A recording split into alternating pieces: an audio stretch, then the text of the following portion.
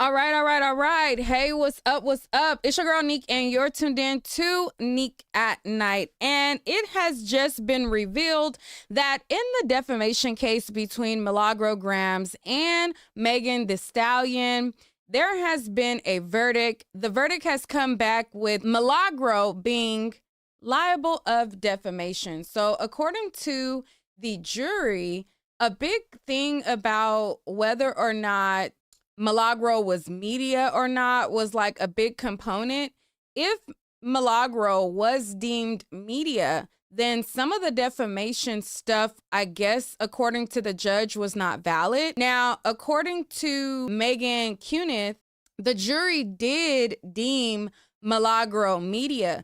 So I think that that's a win for new media because traditional media is a thing of yesteryear. Like, yes, there is still the big corporations, but a lot of people get their news, their media from blogs, from YouTubers, from TikTok, etc. I would hope that, more of us in this field led with integrity, but not everybody does. I seen it firsthand with the Diddy trial. People was lying their tails off, and it was crazy. But as it pertains to this case, according to Megan Cunith, she is on the hook for $75,000. Now, $75,000 is no chump change, but it is chump change in comparison to the whopping amount of money that Tasha K was on the hook for. So is 75,000 a lot? And would I be like, oh my God, if I had to pay it? Absolutely. But is it doable? Yes. I think that unlike the other defamation situations that we've seen where, you're ducking and dodging and you're evading and you're trying to do different stuff to kind of like avoid it, recalibrating your life, I think that she can still live her life the way that she's living it, allocate a certain amount every month and be over with it pretty soon. So that's the beauty, that it's not some big, large amount. Now, this is what Megan Cunith wrote. She said, a jury has found Milagro liable for defaming Megan Thee Stallion. And it says it was intentionally inflicting emotional distress by coordinating with Tory Lanez and for promotion of the deepfake video. They gave mixed answers to the media questions, but concluded that, yes, Milagro qualifies as media. She's liable for all three claims. Though, if the judge agrees with the media ruling, the defamation claim will be dismissed because Megan's lawyer did not serve Milagro with prior notice before suing. Damages are small, $75,000, including punitive damages. So, according to Pam Esquire, I peeped in on her channel for a little bit, and she basically broke down the damages. So according to her, the damages were $15,000 for compensatory damages, $8,000 for emotional distress. The biggest amount of money that she was on the hook for that drove this thing up to $75,000 was the deepfake video. So according to Pam Esquire, she says that they put her on the hook for $50,000 for the deepfake. So the deep fake made up the largest portion because according to Florida, that's a new law that you cannot promote those types of videos. So the defamation, they came in on the low end, to be honest. The punitive damages for defamation, they only had her for $1,000. The punitive damage for emotional stress was $1,000. And then the damages for compensatory damages for the defamation was $15,000 and the $8,000 for the emotional distress, like I said. So that's kind of the breakdown of the $75,000 amount. Let's go and see if there are any updates from Megan Cunith. She's there at the scene. Let me see. Pam Esquire, y'all check her out as well. Her channel is The Law Intellect. She's currently there on scene as well. Let me show you guys her recapping the damages really quickly. I kind of stopped it right there. Hopefully this is the same point. Thank you so much for the super chat, y'all. I appreciate it. You said the show goes on. And I hope you guys enjoyed the comment. If you guys want to, whoo, child, y'all got me out here running like I'm gonna be all in her. Yes, for the gifts and stuff, because it looked like. Hey, where is it at? Do you have any regrets at all about just anything that happened over the last couple years, or anything that was said on the streets or anything like that? I think it's important to stand up for what you believe in, and I'm happy for the people that support me and understand me and process.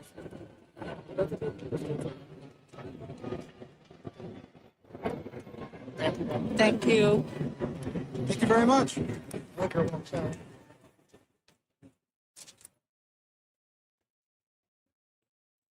I can't hear what she said, but I'm trying to find where Pam was reading off the damages. I thought I had it in that spot.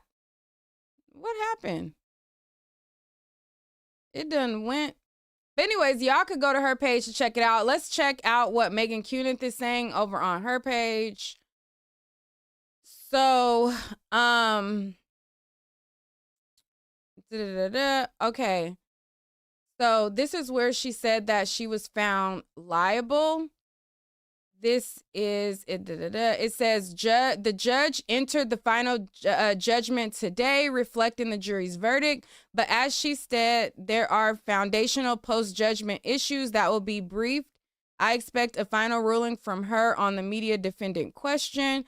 So it looks like the judge has not finalized whether or not Milagro is media or not, because if she is media, then she was not properly served and the lawsuit would not be legit from my understanding.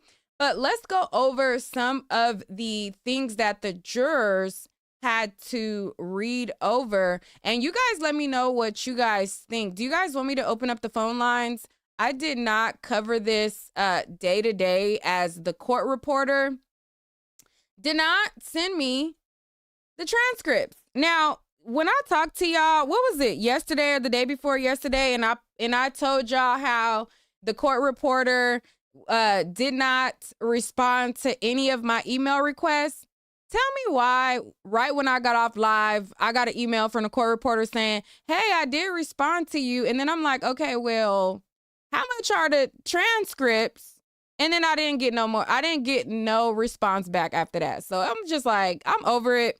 It is what it is. The judgment, the verdict is in. I feel like, oh, well, too bad, so sad. I wanted to bring y'all up to speed on everything that was said in court since I wasn't there myself.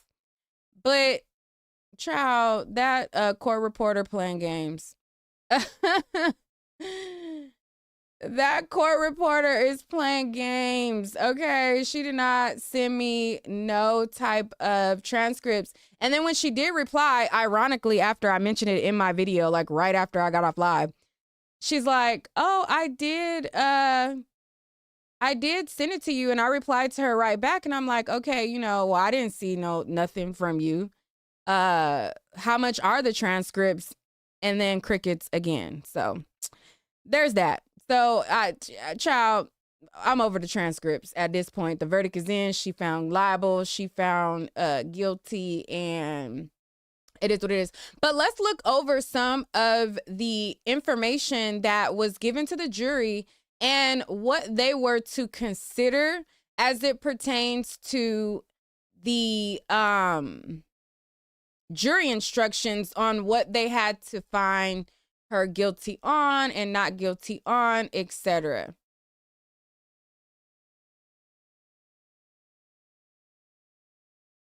Let me pull it up.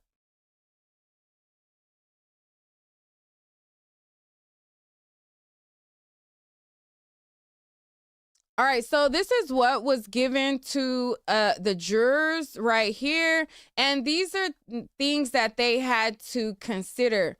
So it says, court's instruction to the jury. Members of the jury, it is my duty to instruct you on the rules of the law that you must use in deciding this case. When I have finished, you will go to the jury room and begin your discussions, sometimes called deliberations. Your decisions must be based only on the evidence presented here. You must not be influenced in any way by either sympathy for the prejudice against anyone.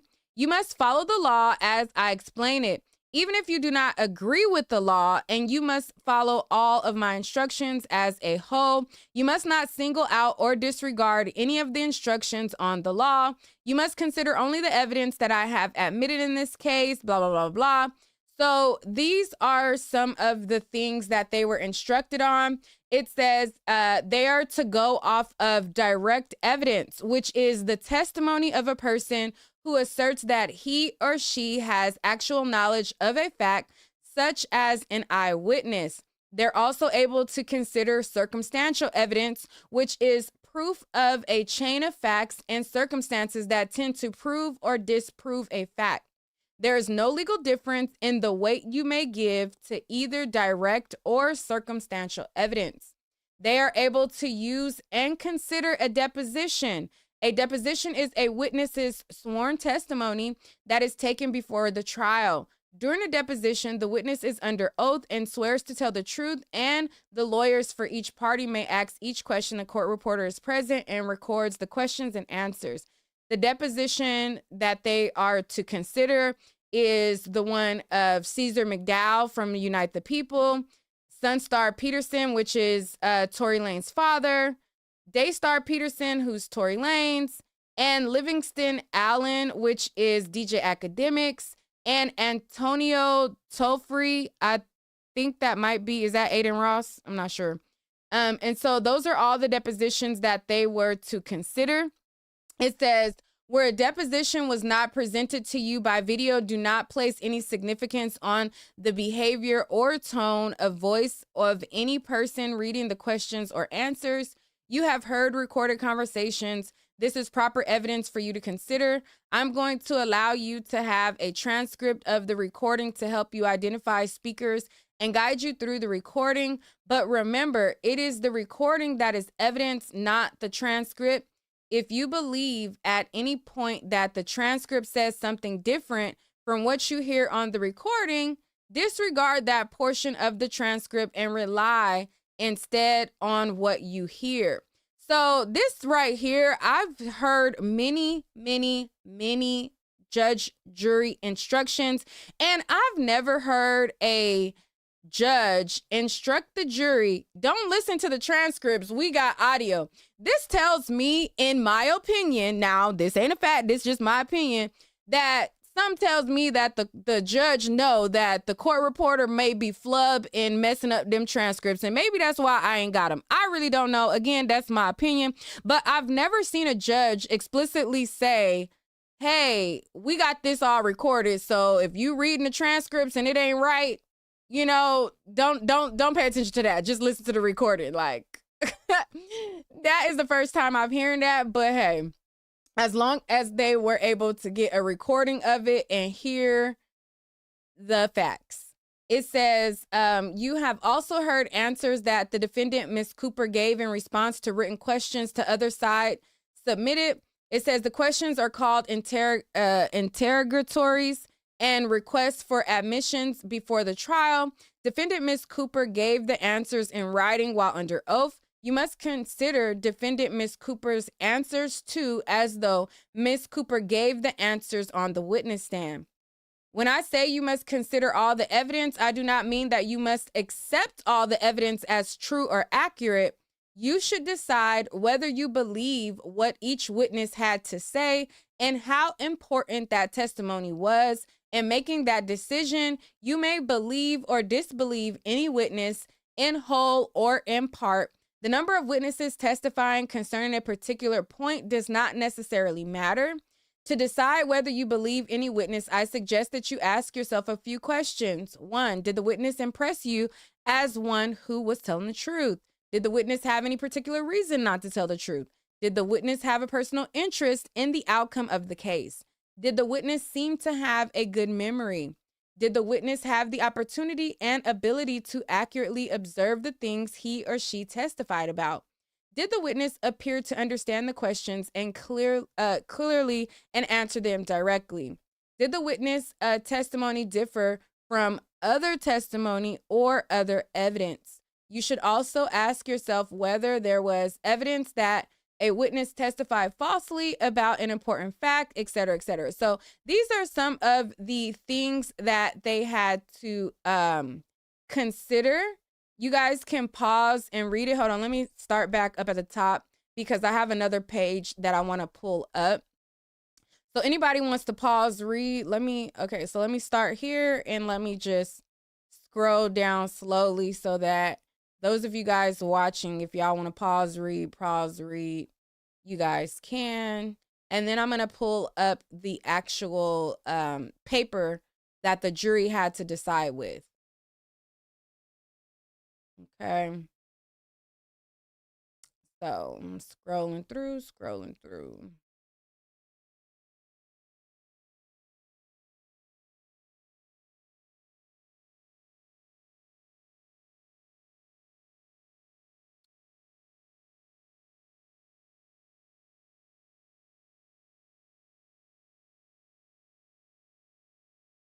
All right. So the final page was saying that the verdict must be unanimous and that they all have to agree and their deliberations are secret and you will never have to explain your verdict to anyone. Okay. It says each of you must decide the case for yourself, but only after fully considering the evidence with the other jurors. All right. So that is what they were instructed on. Now, let me pull up the actual paper that they had to use to decide the verdict.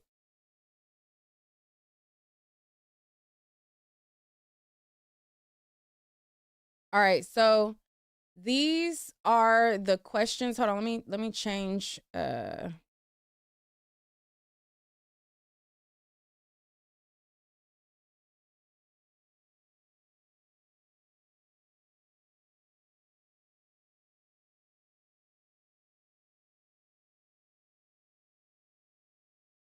all right, so as you can see here, this is the form, the verdict form that they had to fill out. So this is the paper where they had to answer each of these questions and they all had to agree on each question. So each question, all 12 jurors or however many jurors, because sometimes it's not a full 12 all the time in federal court. I wasn't there. I don't know the number, but all the jurors have to agree together. So let's read through the form that they had to fill out. So question number 1, do you find by a preponderance of the evidence that Miss Cooper defamed Miss Pete by accusing Miss Pete of perjury, a felony, or by lying under oath in a criminal trial?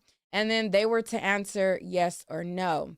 If they answered yes to that question, then they had to go down to question number 2 and answer, do you find by a preponderance of the evidence that Miss Cooper provides disinterested and neutral commentary rather than advocacy for a particular client or personal interest?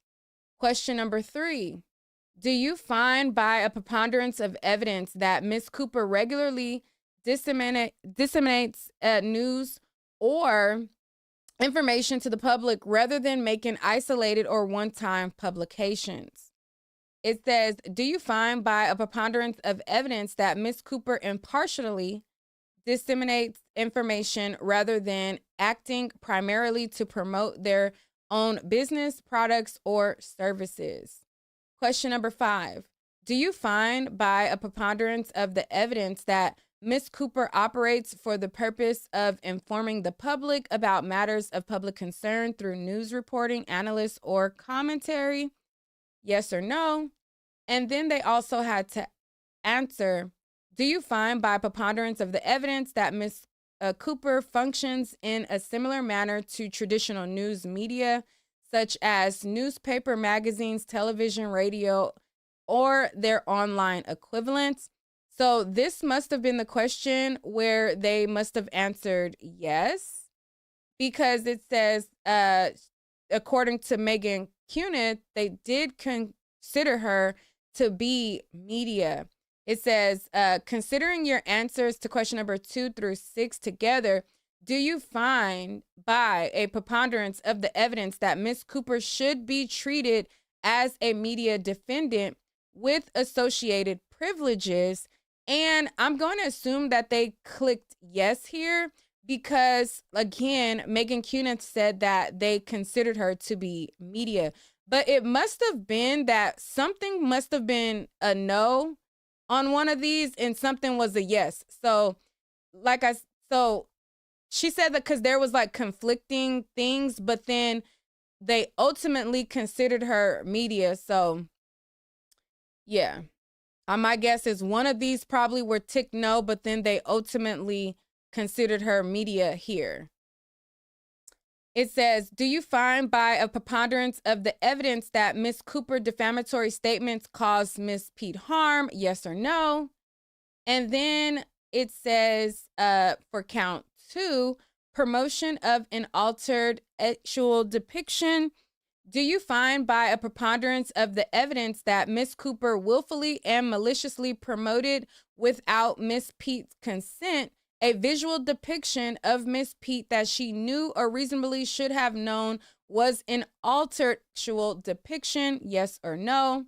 And so because she was found liable for this, I'm going to assume they ticked yes here. And then it says count 3, intentional infliction of emotional distress. Do you find by a preponderance of the evidence that Miss Cooper intentionally or recklessly engaged in extreme and outrageous conduct towards Miss Pete?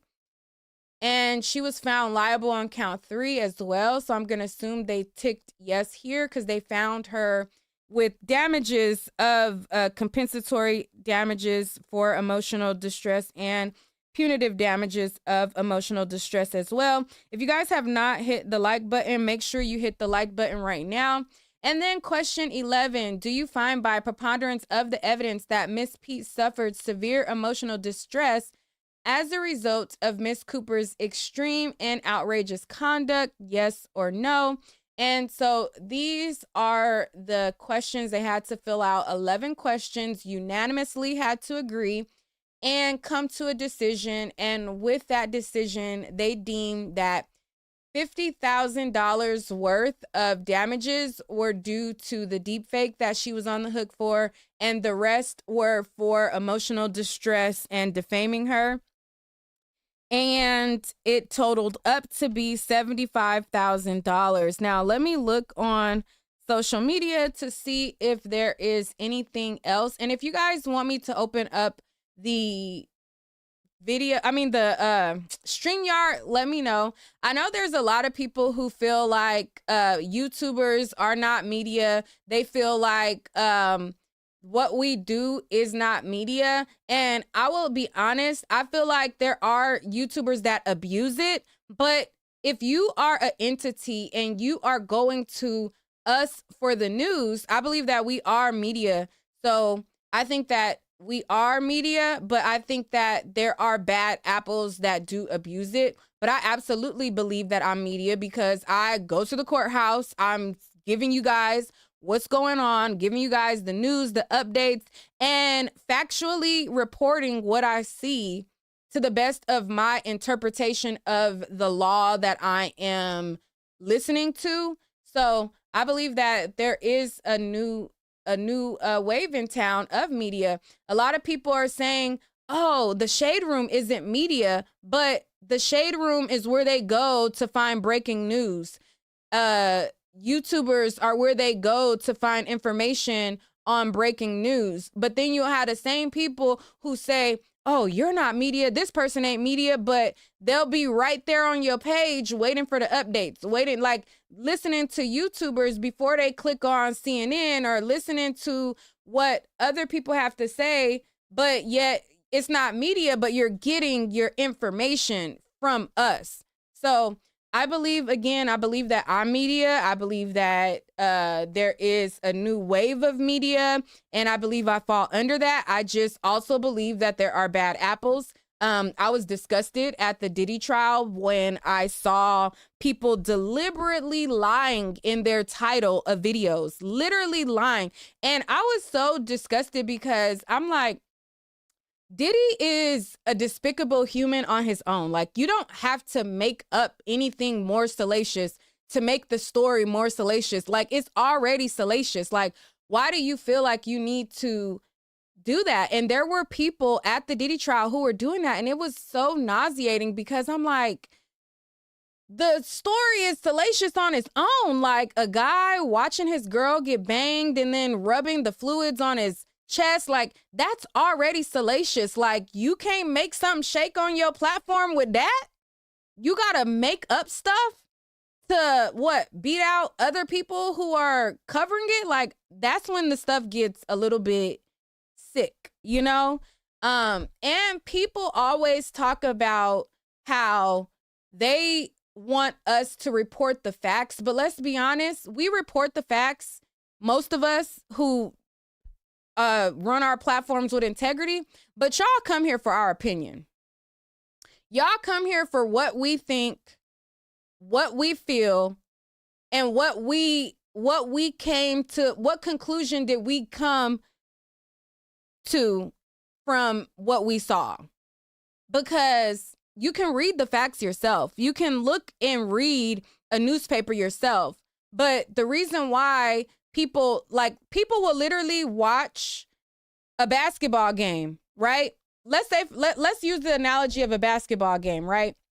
People will watch a basketball game. You know what happened in the basketball game. You know if LeBron James shot a three-pointer. You know if they are going to the championship. You know all of that because you watched it. You know if Steph Curry got fouled. If you know if Ja Morant trying to punch somebody. You know that, you know, you've seen it at the game, but you go to commentary channels because you want to know what people like me and other YouTubers feel about it. You go to the Sports Center or whatever job that Shannon Sharp was working at. He got fired, in the Stephen A. Smith or whoever.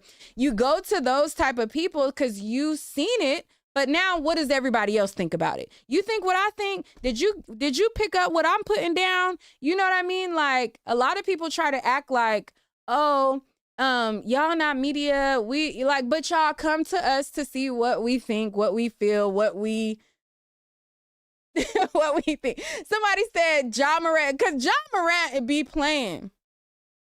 You said Ja Morant caught a stray because he always up to no good. Doing whatever. Doing the most. Okay, let me see if there is any updates. So Megan Cunith just dropped a update from Miami. Let's see what she says. Shout out to Megan Cunith. She been boots on the ground. Shout out to Pam Esquire, Dana Armand, everybody who covered this in person and gave us the up-to-the-minute updates. Hello from Miami, where we have a verdict in the Megan Thee Stallion defamation lawsuit. Milagro Cooper has been found liable for all three claims. Damages are $75,000, not as much as Megan's attorneys were hoping for, but just the fact that Milagro was found liable for those three claims is a big win for them. The jury did conclude that Milagro is a media defendant, which, according to how things go, because Megan's lawyers didn't serve her with a notice before suing her, the claim is going to be thrown out. It needs to be finalized by the judge. The judge did enter a final judgment today, but it's a little confusing about whether that actually covers the media defendant issue. However, the fact that the jury said that, yes, Milagro is a media defendant should really carry some weight with the judge here. They didn't answer yes to all the questions about whether she properly performs the tasks of a media defendant. I'll get into that in my story. But overall, they did conclude that she is a media defendant. However, they also concluded she defamed Megan, intentionally inflicted emotional distress, press on her and then promoted a sexually explicit fake video of her. So that's the real issue here. And the fake video claim brings attorney's fees. So the $75,000 in damages is one figure, but we could end up with another figure here later on that requires Milagro to pay Megan's Quinn Emanuel fees, which, just looking at their catering, that's going to be through the roof. But it could be a lot. But there are issues that remain to be seen here. But Megan left the courthouse, said, "I'm just happy." And Milagro left the courthouse, said that she's not ecstatic, but she respects the jury verdict. So I'm working on getting this all together for you guys. I've got a story I'm going to put up on legalaffairsandtrials.com. And if you guys go to my socials, you can see videos of people leaving, some details from court, that kind of thing. I'm shepherding it all together into a story for you guys. So subscribe to my Substack and you will get it in your inbox with everything you need. Thank you. All right. So that is what Megan Cuniff said. Now, I want to address this comment in the comment section because this is also a misconception that I always see on, I always see people share this sentiment, but they share it incorrectly. So, and not to put you on the spot, sorry, but you know, let's all have a teachable moment here. There's a lot of people who may be in the chat that want to go into being a YouTuber or get into this lane, and people are so happy, okay? People are so happy. Now, Tyson No Mike says all she has to say now is allegedly, and that is false, okay? You cannot tell a complete fabricated lie on somebody and then be covered just because you say allegedly, but you know that you're lying. You can only use allegedly if you have good faith that that information is truthful on what you're saying, but you kind of cover yourself by saying, you know, you don't know all the, you might not know all the facts, like they're not all the way there, but you have something to base it off of. You have something to kind of back up part of what you're saying. You can't just throw out and say, hey, I seen a red fox run down my driveway and I know it got HIV, but you have nothing to back it up on. You get what I'm saying? So allegedly does not cover you when you are just saying blatant lies. You can't just blatantly get in a beef with somebody, because this is what people will do as well. And I've seen it a lot. There'll be a YouTuber that gets into it, a YouTuber, and the first thing they do is make up a bogus claim about them having whatever. Like they'll say, hey, they ain't got custody of their kids, or hey, they got this STD or that STD, and they'll just make a bogus claim in the art of beefing, but the claim has no factual basis at all, no merit to it at all. And then they'll get on their platform and then they'll say, allegedly, such and such ain't got custody of their kids, or allegedly this person got such and such STD, or that you're not covered by that. Okay. So I just want that to be clear, that the word allegedly is only in, like, if you have good faith basis that the information that you're saying is true. So like, say for instance, let's see, like say for instance, okay, Omarion, I'll just use him as an example. And this is just pure example, right? So say Omarion comes online and he says, hey, April just came to my house and she punched me, right? Like, I can report that and say, allegedly, according to Omarion, April Jones came to his house. You know what I mean? Like that type of thing. Like if I have something to base it on, I have Omarion's words. And again, this is just a pure made up scenario. But like I'm saying, like, okay, so like, again, like let's say hypothetically, for fake or for real, whatever, Omarion comes online, he comes, or the situation that just happened with Ray J and Princess, right? Princess and him, she gets on video and she's like, you just pulled a gun on me and my kids or whatever. Me as a YouTuber, I can report that on good faith that it was a hostile video. She looked upset. He had in a prior clip, he did show a pew pew, and I can say alleged, according to Princess, he allegedly pulled out a pew pew on her. Like, it has to be something like that where you have a good faith basis behind it. You can't just make up shit, because a lot of people think that, oh, all I gotta do is say allegedly and I'm good. No, it don't work like that. So I just wanted to use that as a teachable moment. Thank you, Tyson. No, Mike. I didn't want to pick on you, but I do see that a lot where people think that, oh, well, I just gotta say this word and it's all good, like that. So, what was I about to pull up? Oh, did y'all see that Todd is trying to get full custody? Child, he trying to get that child support. We need to do a dedicated video on that. But in the meantime, let me pull up the StreamYard. What do y'all think about the outcome of this case? Did you predict that she'd be held liable? I seen that there was people on both sides. There was some people who felt as though she should not be held liable. And then there were people who felt like she did defame Meg the Stallion, and they felt like she should be held liable. Now, regardless of how I feel, I mean, hey, I went to the trial. I told y'all what I thought about what I saw there. And, our findings were not the same. But I want to know what y'all feel, okay? So let me drop the link in the chat, and y'all tell me what y'all think. What do y'all think the outcome was? Do you agree with the outcome of the case? Did you expect this outcome to be what it was going forward? Do you feel by definition that she defamed her? Or do you feel like Meg the Stallion said she stepped on glass, so therefore blah, blah, blah, blah, blah. Whatever. You click the link and let me know. Let me pin this also to the top. And y'all let me know what y'all think as it pertains to the outcome of this. And for those of y'all who have not hit the like button yet, shame on y'all.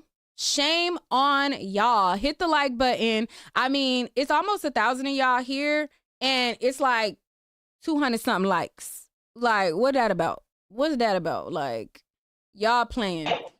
Q, what's your thoughts on this whole entire situation? Did you think that she's liable, or what was your thoughts? Can you hear me? Because I'm with my headphones. It's a little loud in your background, but I can't hear you. Just talk up a little bit. Okay, let me come back in like 15 minutes. Okay. Okay. All right. If there's anybody else, Q is the only one in the queue. But if there's anybody else, let me put my Cash App ain't on here, child. Everybody begging for money in this holiday season now. Let me put my little begging up there too. Child, y'all be like, ooh, these YouTubers be begging and did. And did. And let me put my website on here too, child. Where my website at while I wait for y'all to come on in? Hold on, let me drop the link again. It's pinned to the top. Q is the only one that was bold enough to chime on in. Come on now. It's almost 1,000 of y'all in here. I know y'all not scared to talk. I know y'all not scared to talk about it. Let's talk about it. What y'all think?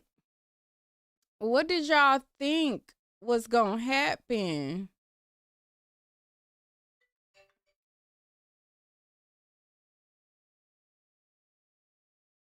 What did y'all think the outcome was gonna be? I'm trying to put my hold on, somebody calling me.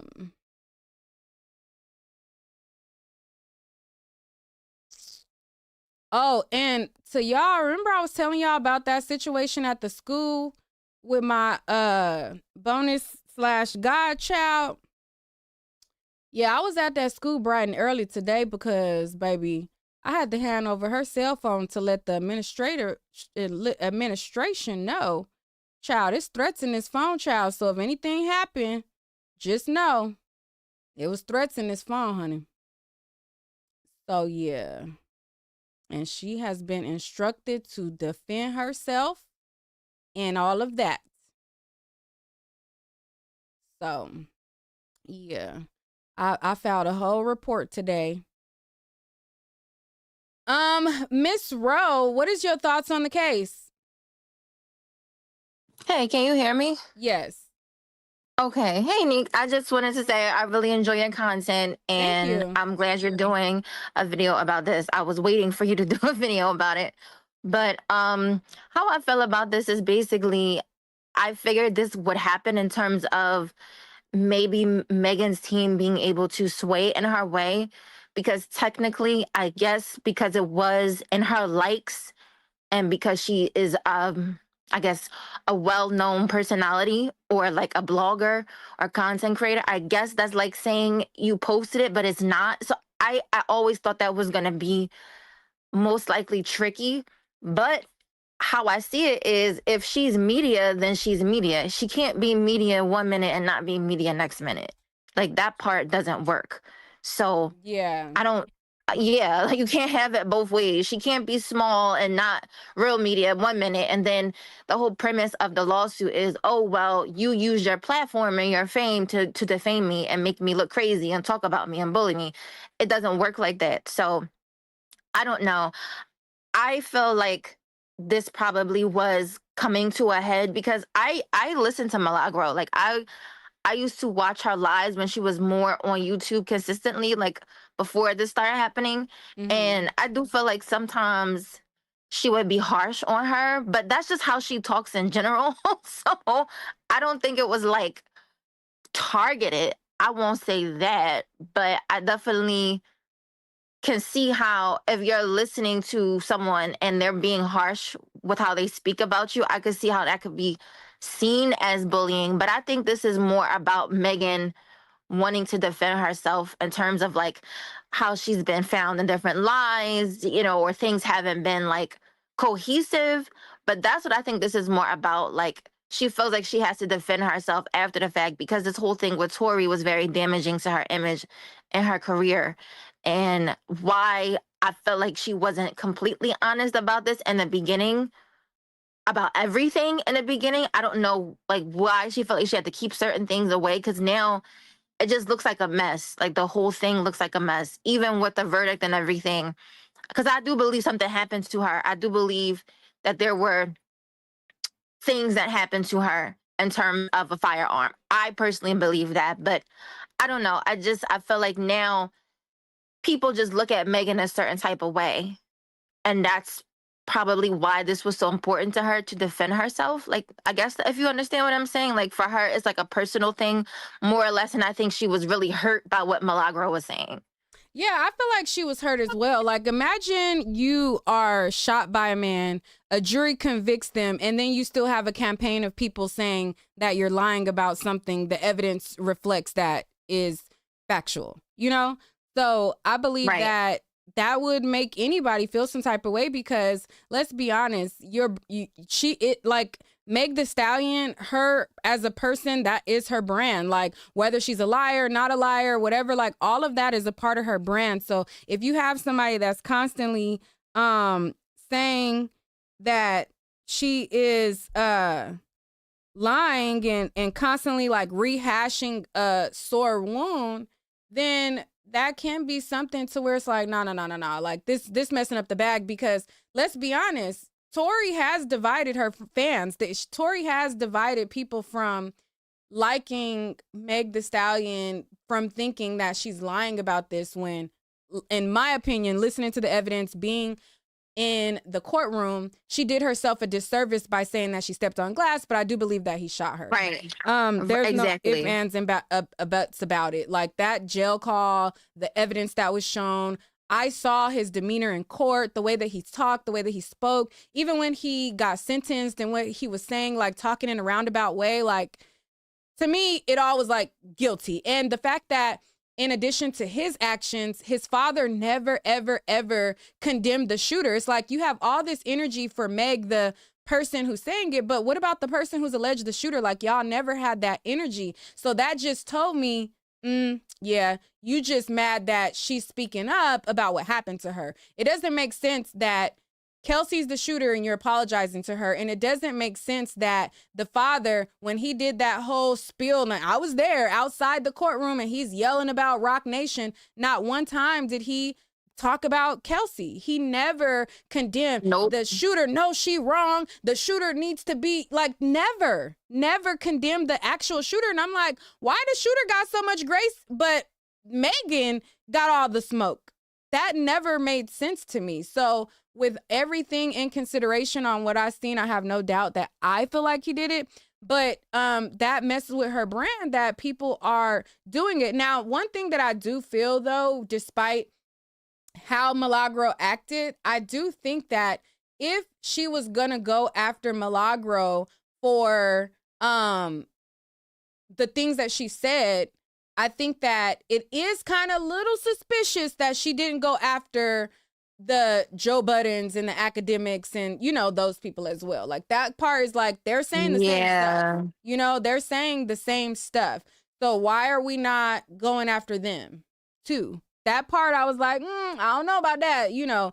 So is it, you know, because Milagro felt like you're only going, or her team in court, they shaped the conversation around, hey, you guys are only going after the little dog or whatever. So Yeah, I do think interesting. that was definitely what they were doing in a way, because it was an easier win, because Milagro is media, but she's still like not on the same level as like a Joe Button podcast. Like, it's not.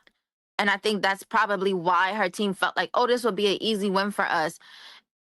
But I don't know.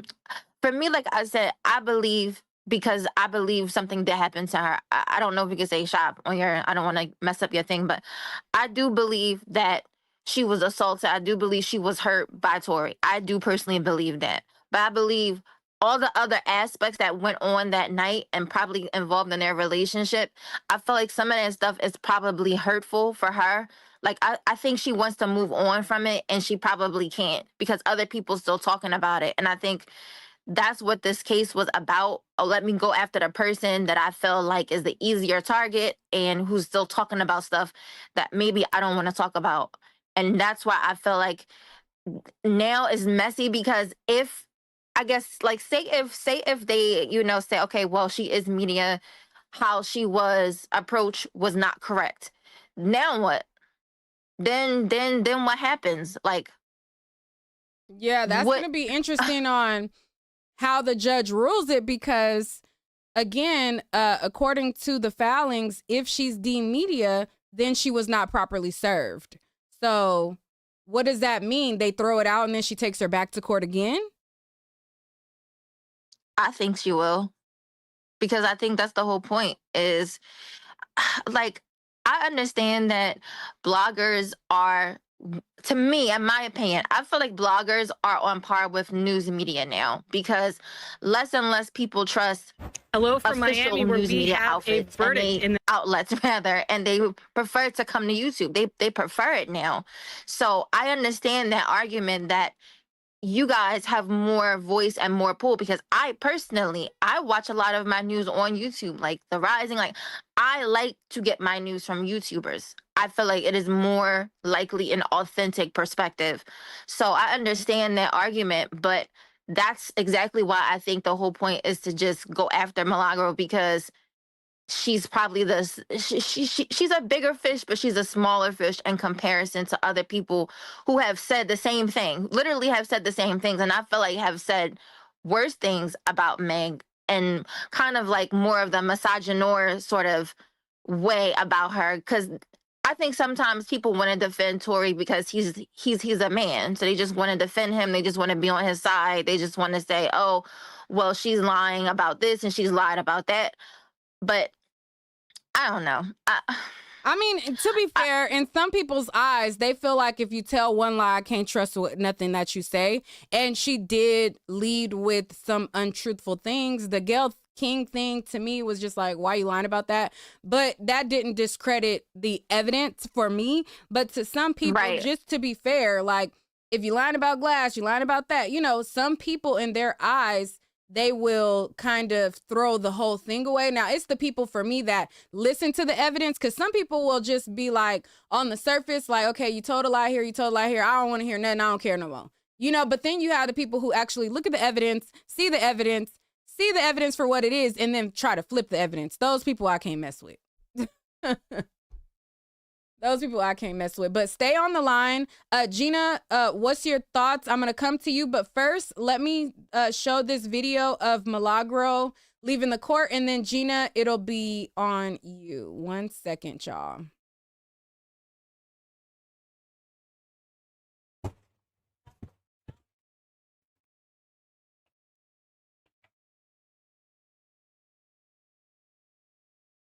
How are you going to handle the financial aspect of all this? Because you testified you don't have any money.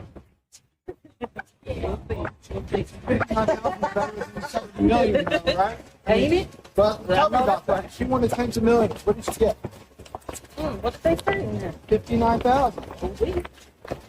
What about attorney fees for the deep fake liability? What do you say? You can talk to her. Can you be still? Okay, I mean, look, at the end of the day, this is not my case, it's Milagro's case, right? And we did everything we could to make sure that she got the best verdict possible. We respect the jury's verdict. We always have to, right? And whether we agree with it or not, we respect it. At the end of the day, it was not a complete win for any side. It's a trial. This is what happens in trial. And we think that, you know, at the end of the day, the verdict was what it's going to be. They wanted tens of millions of dollars. Right. They didn't get that. You know, gratefully, the jury didn't see fit to award her that sort of money. I don't think that was appropriate in the circumstances. So that's what the jury found. And is she able to pay $59,000? Right? That's I'm not in this bank account, so I can't say that right. So she can pay that or not right now. It's something that she's gonna have to figure out with her time, right?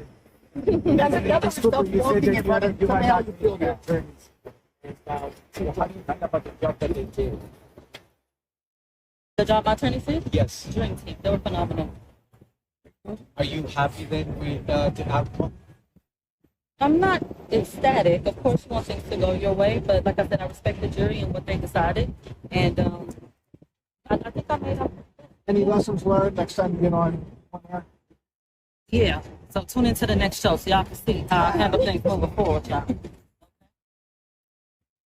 Is there any concern about having to pay attorney fees because you were found liable for the deepfake video? You said, am I concerned? Yeah. I'm just happy to be moving forward. You know, things will get handled. Like I said, it wasn't a multi-million-dollar verdict, so I think that's a blessing. God is good through and through, honestly. Do you have any regrets at all about just anything that happened over the last? I think it's important to stand up for what you believe in, and I'm happy for the people that support me and understand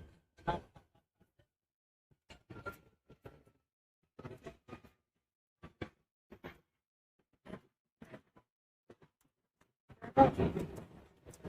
All right, so what she was asking her about, in a lot of cases, if you lose, you can be on the hook for attorney's fees.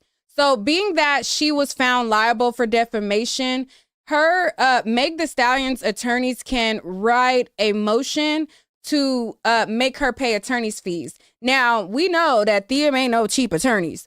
So although she's only paying $75,000 if contingent on if the judge deems her media as the jurors did, that like that $75,000 is iffy whether or not it's going to get thrown out or not, because she wasn't properly served. So if you're not properly served, then the lawsuit was not properly, it wasn't properly input or whatever. So depending on how the judge deems that, if the judge sees fit that she's on the hook, then Meg Thee Stallion's attorneys can request her to pay her legal fees. So whatever she been paying, whatever billable hours, $100, $1,000, them type of attorneys be like $1,000 an hour attorneys, or $1,500, $5,000 an hour attorney. So however long that she's been litigating this, since when was it filed? Last year in, it was last year sometime, 2024, up until now, they can request for attorney's fees, for her to pay for her attorney's fees. Let me go to Gina. Hello, Gina. What's your thoughts? Hi, Nick.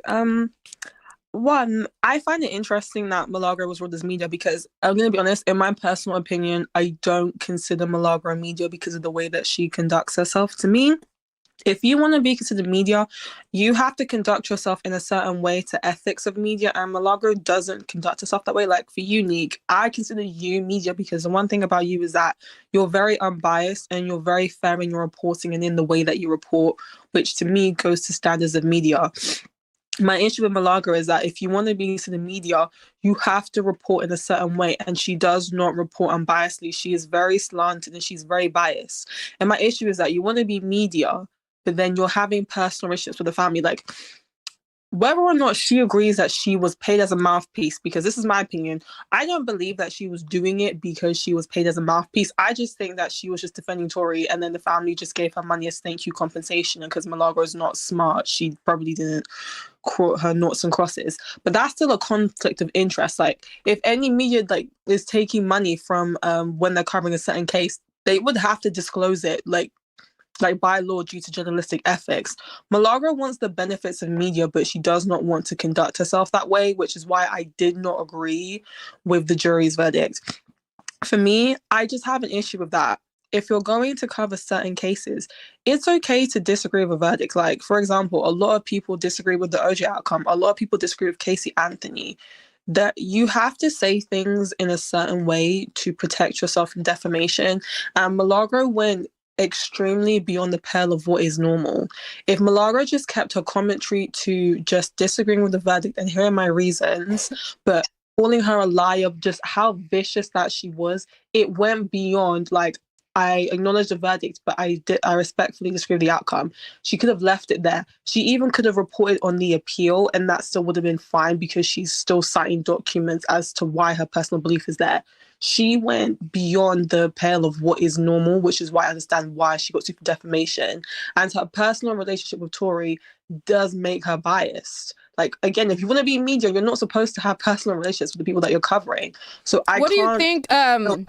Sorry to cut you off, but what do you think about traditional media? How some people feel like, you know, you go to Fox News, it's pro-Trump. You go to CNN, it's like this or that. Like, people, like certain, even like the big corporations are biased to certain people as well, just to be honest. I'm not saying that she's right in being pro-Tory, because I do think that it teetered a little bit way overboard. But what do you think to the people who say, well, what are you like? What about traditional media that picks a side? Because Fox News, you know, they pick a side. They shape their news a particular way. Like, what do you say to that?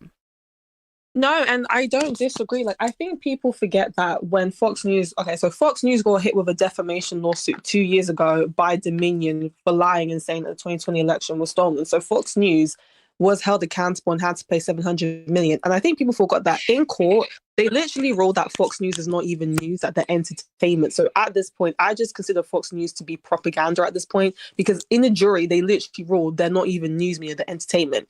Even CNN got sued for defamation last year because they put out a false story on the man and they had to pay a judgment. So media are being held accountable. I just don't think it was widely reported that CNN lost a defamation case. And so there are media outlets being sued. So yes, there is bias in the media, but there have been cases where they are being held to account. I just don't think, apart from the Dominion lawsuit, it's been widely reported. Like, both Fox and CNN within the past few years were both, well, I mean, Fox settled, but CNN was actually found liable for defamation. So it's not just new media, like traditional media outlets are being sued quite a lot. Oh, okay. I just, people were posing that in the chat, so I wanted to, ask. Stay on, Gina. Ruby Burks, you clicked on and clicked off. Your device is not connected, so you have to either turn off your camera, turn on your mic, or do something. But the device is not connected. Gina, anything else you want to add on before we go to Homebody? Because I kind of cut you off. Sorry. No problem.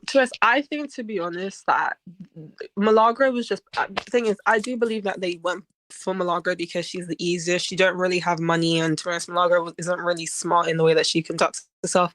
I believe that Milagro was the easy small fish to get. I really believe that academics, Aiden Ross, and possibly Joe Budden are the ones that she really wanted. And this case was a stepping ground for that. We just have to see if the defamation part sticks. I think with academics, she can't just sue him.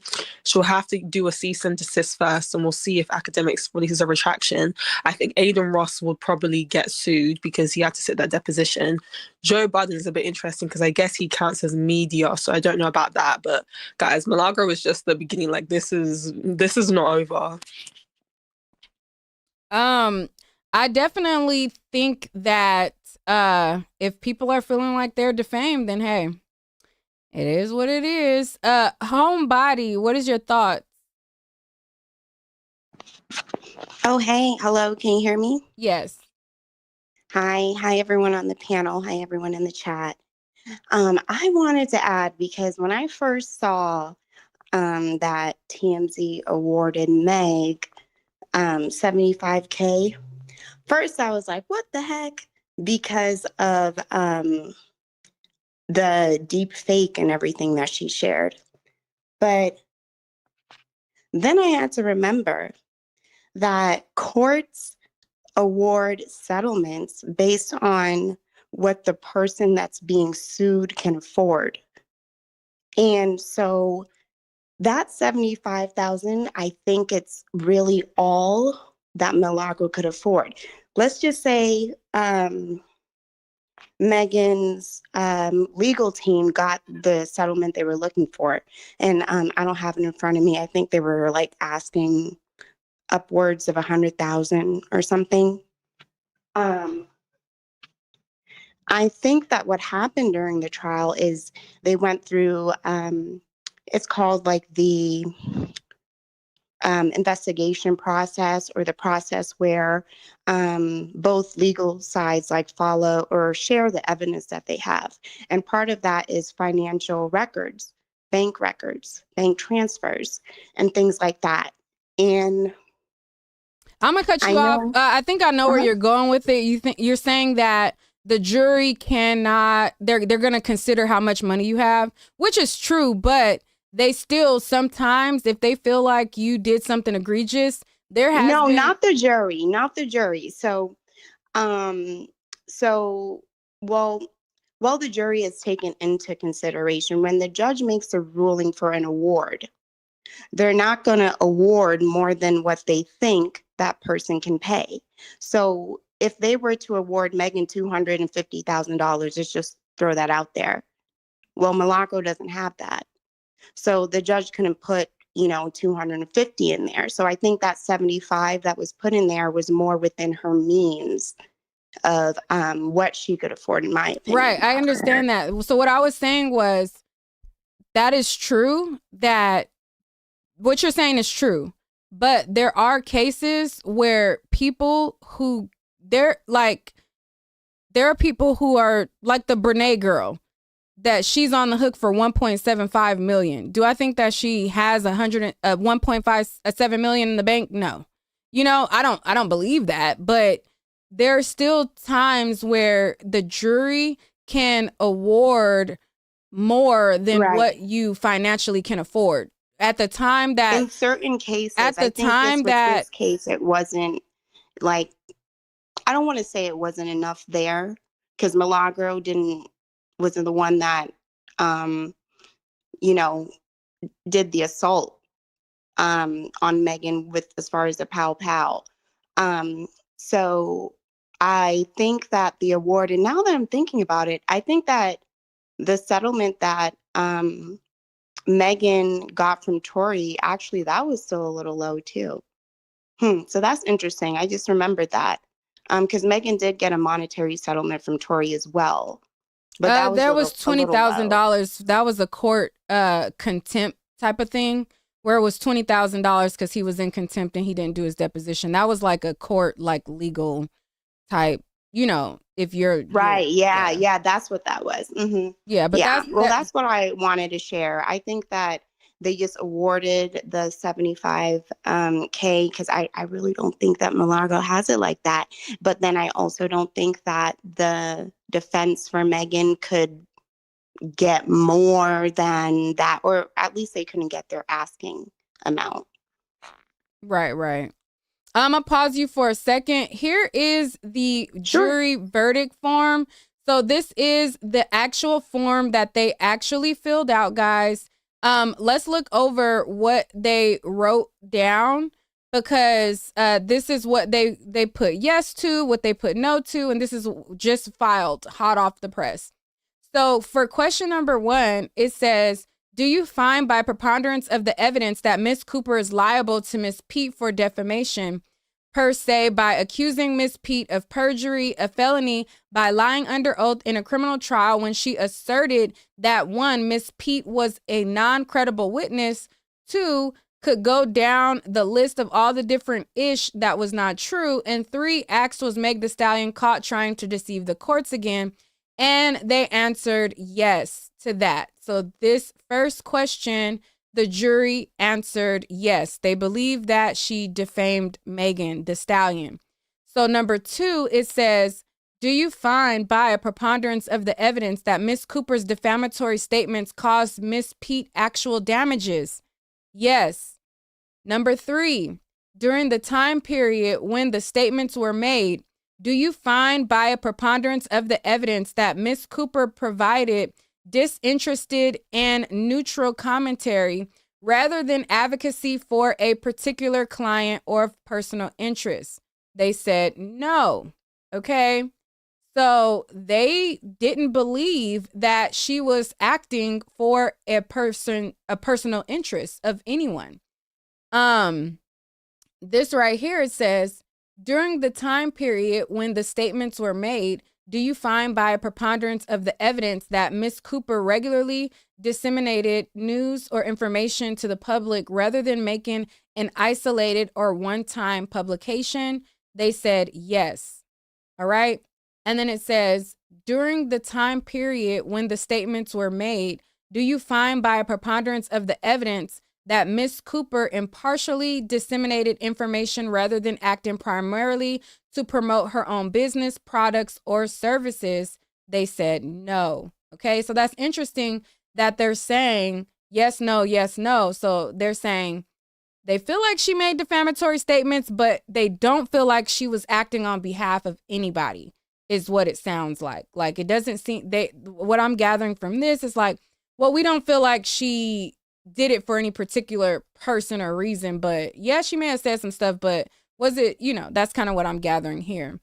And that's what I was, sorry, I was just saying, that's what I was saying. I don't think, I just think she just did it just because she believes Tory. I don't think she was doing it because she was directed to do it.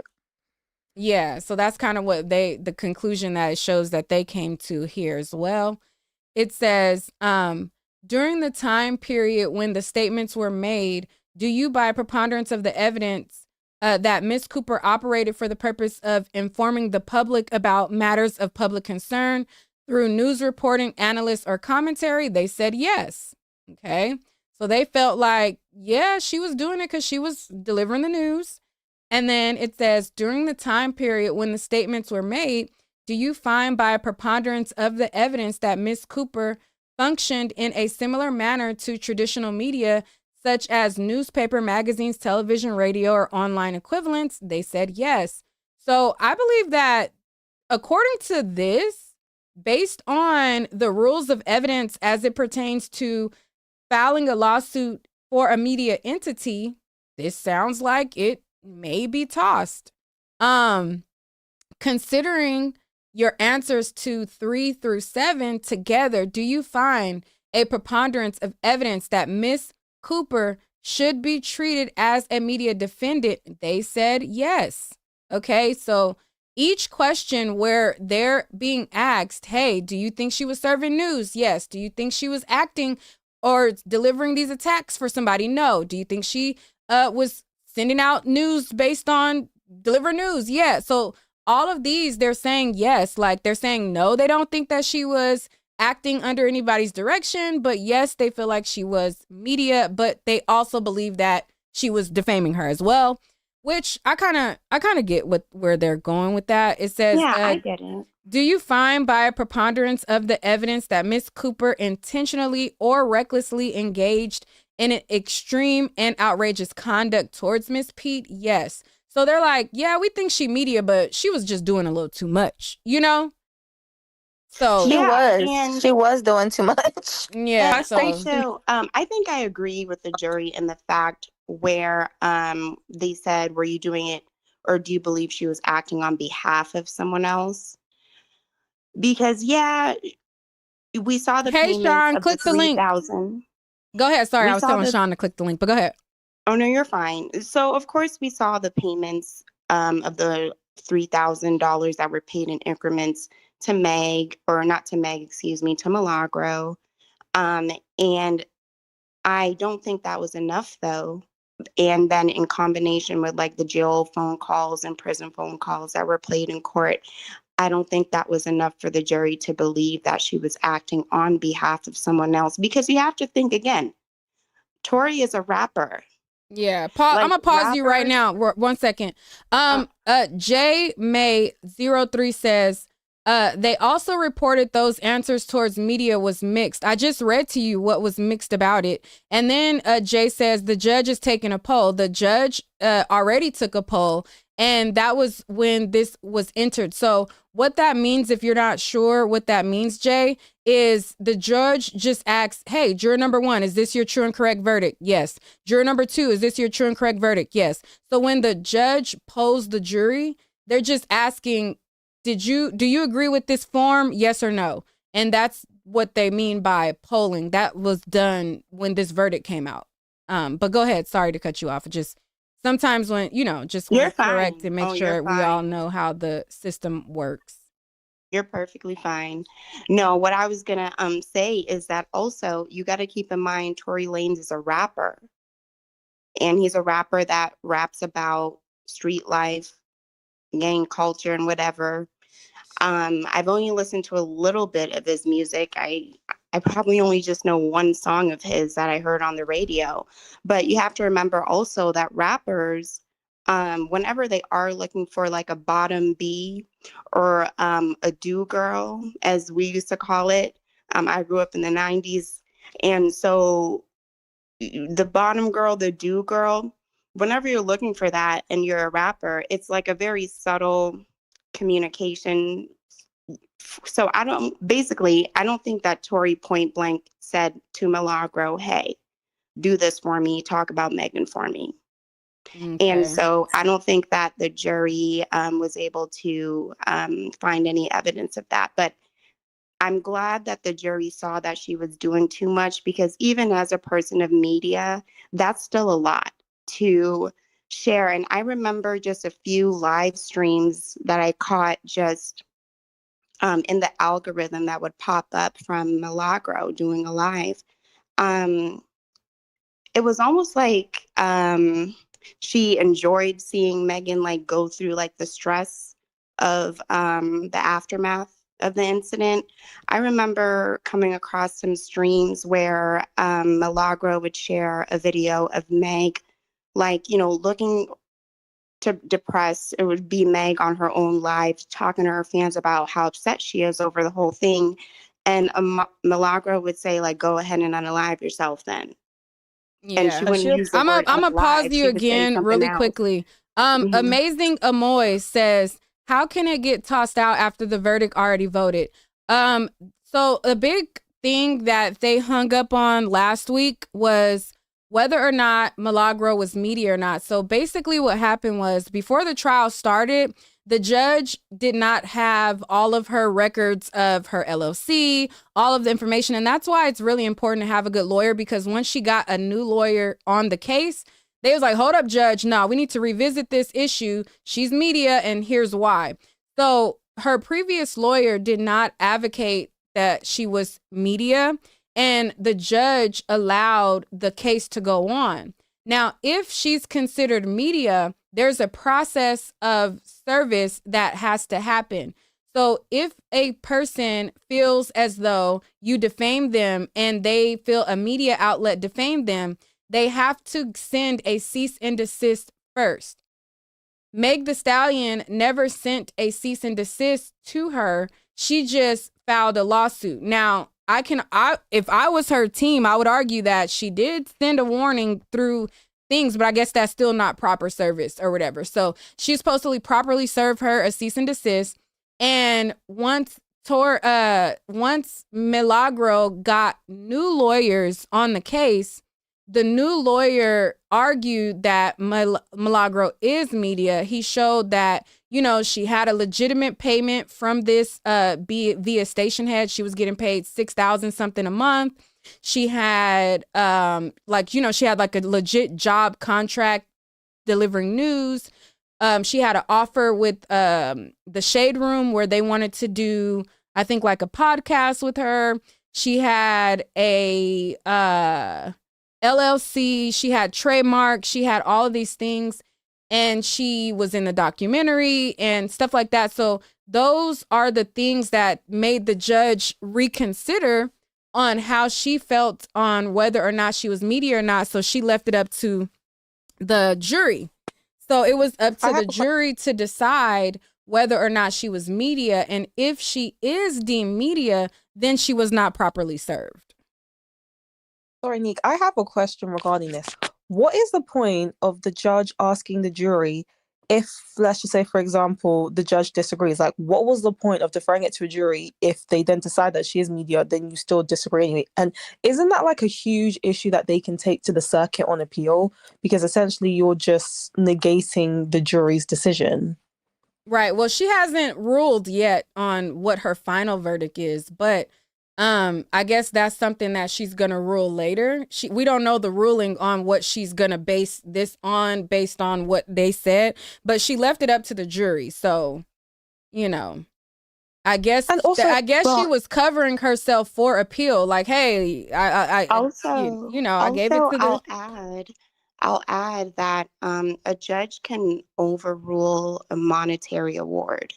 So after the jury discusses it, in the United States, a judge can still overrule a monetary award. Yeah, we see that in the T.I. and Tiny case. They won $71 million, and the judge reversed it and said, "Oh, you guys don't get all of these punitive damages and all of that." So they're still fighting that in court. So yeah. I just don't get like knowing that Milagro has all of these legitimate businesses. Why ruin it for Tory Lanez? Like, this is the part I'm so confused about. Like, you had deals with the Shade Room, you make money on podcasting. Like, why do this stuff for Tory Lanez? I genuinely want to understand it. I think they were really friends. Unfortunately, I think they really had a close relationship because I used to think the same thing. Like, you're doing all of this for him and it's over with. Like, that's his life and you have your own life. And like you said, you have your own things on the table. You have so many other things you can do now because it is visibility.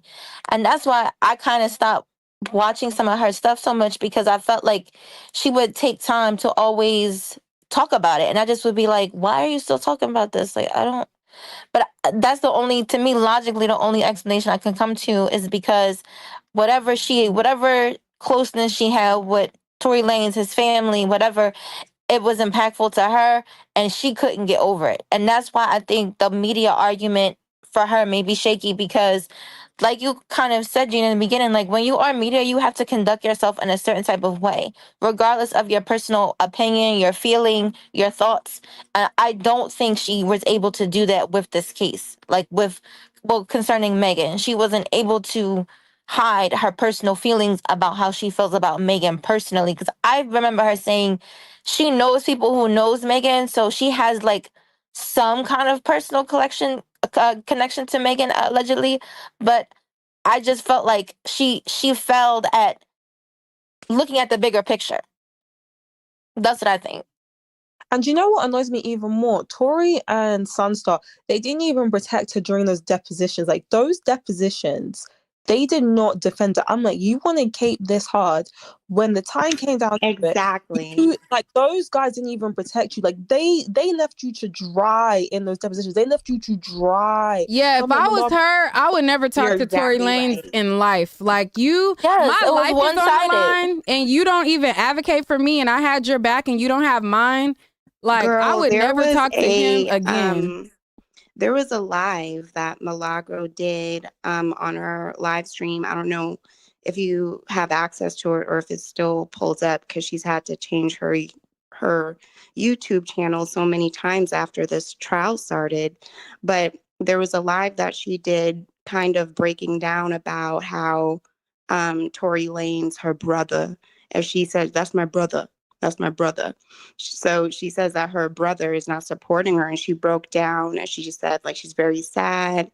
And she said, she came back. It's funny because she came back like a few days after that live stream and said that they made up. So I don't know if that meant that he paid her attorney fees. I don't know. Yeah, I remember In it. court, That was they crazy. testified to who's paying her attorney's fees and made it clear that Tory Lanez or his father or any of them are not paying her attorney's fees. That was like a big part of some of the questioning and trial. So I don't believe that he's paid for her attorney's fees. And I think that if I was her, I wouldn't be cool with him. But everybody's loyalty is different. My loyalty is conditional. Like, if I got your back and you ain't got mine, fuck you. My loyalty don't go that far.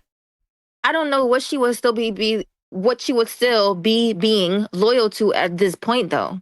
I think it's a psychological. I'm sorry. At this point, it's a psychological thing. Like, I genuinely I think she.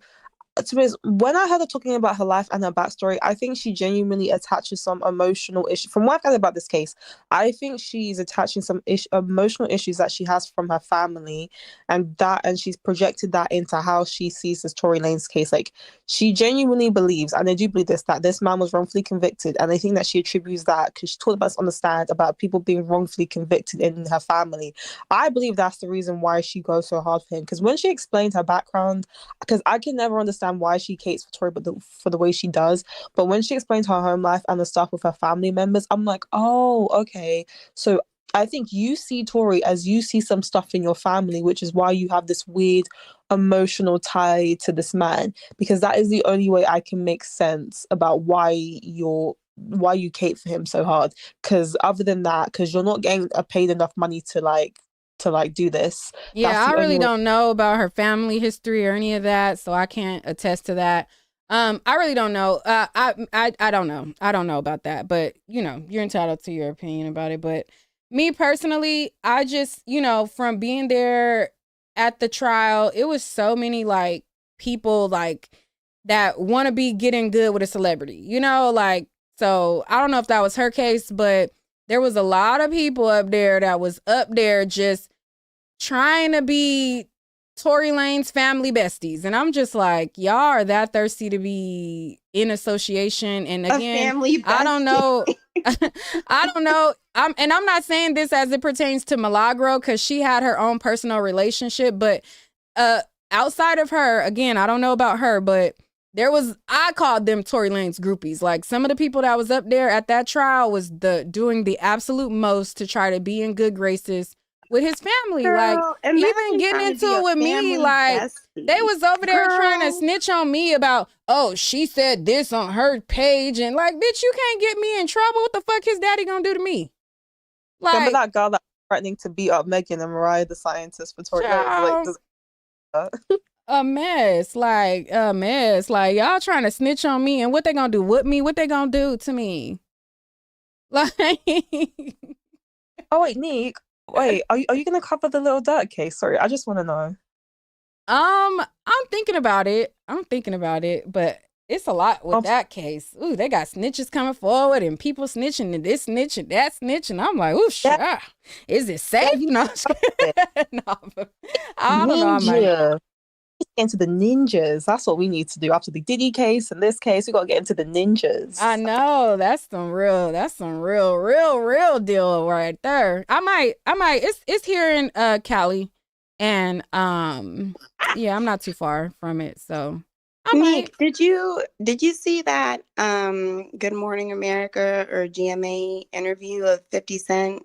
I didn't watch it, but I seen the headline and I seen that Diddy's response. Documentary? Yeah, I seen the headline of him saying oh, he was mad because Diddy said fruity stuff to him, and then Diddy's team replied and said that he used unauthorized recording. So it'll be interesting to see how that plays out. Because I'm like, how I they was interested to see it, but I don't think that 50 Cent is any better than Diddy. He's I not. think he has skeletons in his closet too. So I